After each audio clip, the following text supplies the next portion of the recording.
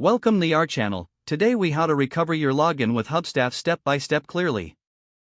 To recover your login with Hubstaff, start by visiting the Hubstaff website. Once you're on the home page, locate the login button, usually found at the top right corner of the screen.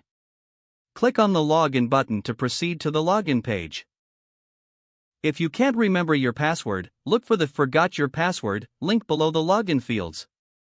Click on the Forgot Your Password link. You will be prompted to enter the email address associated with your Hubstaff account. Type your email address in the provided field. After entering your email, click on the Send Password Reset Email button. Check your email inbox for a message from Hubstaff. If you don't see the email in your inbox, be sure to check your spam or junk folder. Once you locate the email, open it to find a password reset link. Click on the link provided in the email. This will direct you to a page where you can create a new password. Choose a strong password that you haven't used before. Enter your new password twice to confirm it. After entering your new password, click the Reset Password button. You should receive a confirmation message indicating your password has been successfully reset.